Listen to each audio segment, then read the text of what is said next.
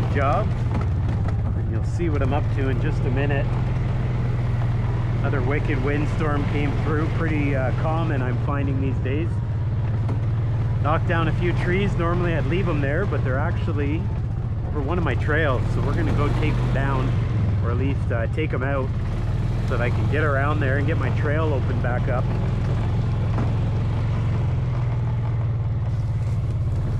There's Parker right in here. I don't think I can get down that trail and back out yet with the golf cart. So this trail I made a while ago, I came down here recently trying to smooth it out, and it worked pretty good until I realized there was a bunch more trees down than I initially thought. That's why we're here. This area very wet. Trees come down all the time in here, so this isn't unexpected. As you can see, the big birch right there, it's been dead for ages. All around it there's other trees. I'd like eventually for the hemlocks to take off, maybe some of these hardwood trees, but we'll see what happens. So this guy broke down right on the trail, so we'll walk down this tree, we'll get this cleaned up, and there's a few more over there. I actually didn't even see that one there. A little bit of a branch, or half this hardwood here. This is a sugar maple by the looks of it, so we'll get that for firewood. But first things first, we'll take care of this. And as you can see, just like with a lot of trees down here, it came down probably because the base was rotten. We get a lot of that rot down at the base, and then especially these balsam firs, they soften up, and obviously a wind hits, and well, that's the result. So we'll clean her up, exercise the chainsaw, call her good. Here we go.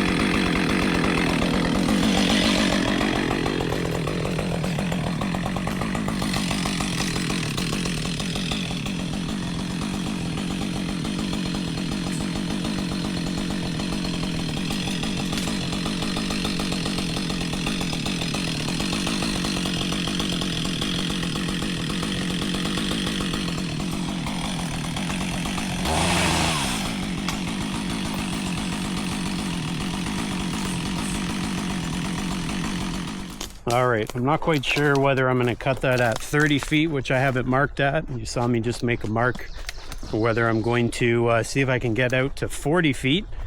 And then the question becomes, even if I get to 40 feet, oh, little toad right there. Even if I get to 40 feet, how on earth am I going to get it out of here? Because if you look there, that's quite the corner to make it up, and there's even a sharper corner up there. And so we'll see what happens. 30 feet is probably more realistic, but we'll go look at the other log. This would be the matching log for my little project. So assuming it is equally as big, we might be able to stretch it. You can see right here, this is kind of the wet area. I was trying to get in here and do some work with the mini skid steer. It worked out well, but the rain hasn't let up, so I don't really have any drying weather. I just wanted to smooth this out. We could have a more dedicated trail, but more stuff got in the way. Anyways, check out that behemoth right there on the ground. That's something that came off right there. This one also has the root rot. You can see all the birds. They poke away anytime there's sense of rot, and they can get all the insects. I'm going to cut it off a little bit. Probably going to come up about 4 feet or so. Maybe I'll cut it right in this area, and then we'll see how far we can go. It's a pretty big tree.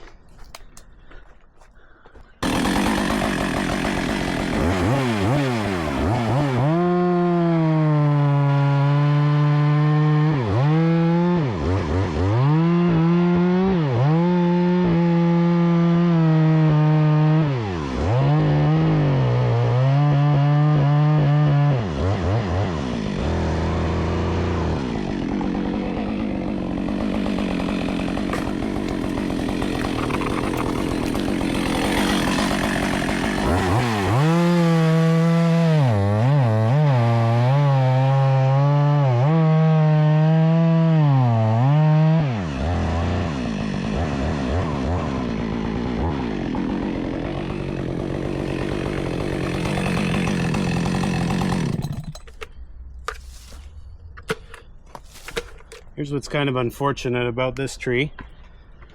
So the center is decent, maybe for about 6 or 7 inches. But see all this stuff? It'll get spongy on you. Even if you think it's good, feels relatively firm. You can see the difference in color. That's going to be spongy along the outside. So that's obviously no good for the project I need it for. And so at this point, you just keep working your way up the log, or you call it quits. We'll go a little further.